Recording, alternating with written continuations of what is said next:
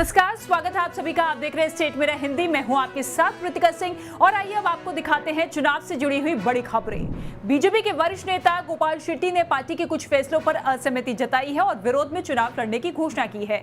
उन्होंने स्पष्ट किया है कि वो किसी दूसरी पार्टी में शामिल नहीं होंगे। शेट्टी ने कहा कि पार्टी के कार्यकर्ताओं का अपमान हो रहा है, वो इसके खिलाफ आवाज उठा रही हैं। शेट्टी का मानना ये है कि ये न्याय के लिए लड़ाई है और जनता ही अंतिम फैसला करेगी। पूर्व एनकाउंटर स्पेशलिस्ट प्रदीप शर्मा की पत्नी स्वीकृति शर्मा निर्दलीय प्रत्याशी के रूप में अपने राजनीतिक सफर की शुरुआत कर रही हैं। उन्होंने महाराष्ट्र के विधानसभा चुनाव के लिए अपना नामांकन भर दिया है।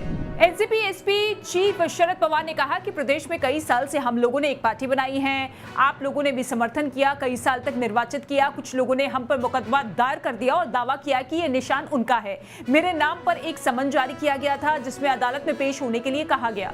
मुंबई बीजेपी के अध्यक्ष आशीष शेलार ने महायुति से माहिम सीट पर एमएनएस उम्मीदवार अमित ठाकरे का समर्थन करने का आग्रह किया है और शिवसेना शिंदे गुट से अपना उम्मीदवार वापस लेने की पहल की थी। लेकिन खबरें ये है कि महायुति के नेताओं की राज ठाकरे से बात हुई है लेकिन किसी नतीजे पर नहीं पहुंच पाए हैं। महाराष्ट्र चुनाव से पहले बीजेपी को झटका लगा है। एमएनएस में शामिल हुई तृप्ति सावंत। एमएनएस का दामन थामते ही तृप्ति को आने वाले चुनाव के लिए उम्मीदवार घोषित कर दिया गया है। वो महाराष्ट्र नवनिर्माण सेना की टिकट पर बांद्रा पूर्व विधानसभा सीट से चुनाव लड़ेंगे। जिशान सिद्दीकी को सीधे टक्कर देंगे। शिवसेना ने पालघर के मौजूदा विधायक श्रीनिवास वंगा का टिकट काट दिया है। वंगा उन विधायकों में से एक है जिन्होंने एकनाथ शिंदे का समर्थन किया था और पार्टी में विद्रोह के बाद शिंदे गुट के साथ चले गए थे। वंगा ने टिकट कटने के बाद शिंदे गुट में शामिल होने और उद्धव ठाकरे को छोड़ने पर खेद प्रकट किया।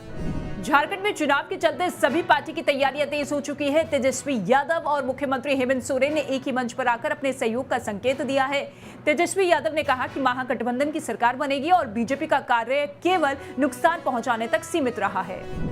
झारखंड विधानसभा चुनाव 2024 में बगावत और जुबानी जंग दोनों का दौर जारी है। हेमंत सोरेन सरकार में मंत्री और कांग्रेस के नेता इरफान अंसारी बुरे फंसते हुए नजर आ रहे हैं। उन्हीं की पार्टी की महिला विंग की प्रमुख अलका लांबा ने उनके खिलाफ कानूनी कार्रवाई की मांग कर दी है। आपको बता दें कि सीता सोरेन ने इरफान पर कथित अपमानजनक कमेंट करने का आरोप लगाया।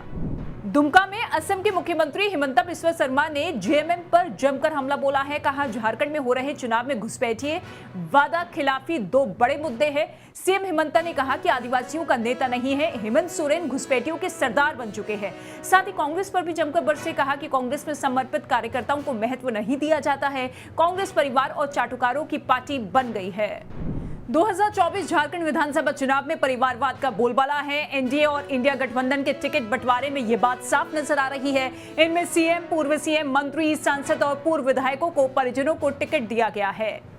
झारखंड चुनाव से पहले हवाला कारोबार का बड़ा सिंडिकेट शहर में सक्रिय है जिसने झारखंड विधानसभा चुनाव के लिए 200 करोड़ रुपए का हवाला किया है। सर्वे में कई डिजिटल रिकॉर्ड मिले हैं और टेक्निकल टीम ने जांच की है। ये पूरा मामला हवाला कारोबार और जीएसटी हेरफेर से जुड़ा हुआ है। शरद पवार गुट ने महाराष्ट्र चुनाव के लिए आज आखिरी लिस्ट जारी कर दी है। इसमें 5 उम्मीदवारों के नाम हैं। माणा से अभिजीत पाटिल, मुलुंड से संगीता वाजे, मोशी से गिरीश कराले, पंढरपुर से अनिल सामंत और मोहोल से राजू खरे को अपना उम्मीदवार बनाया है।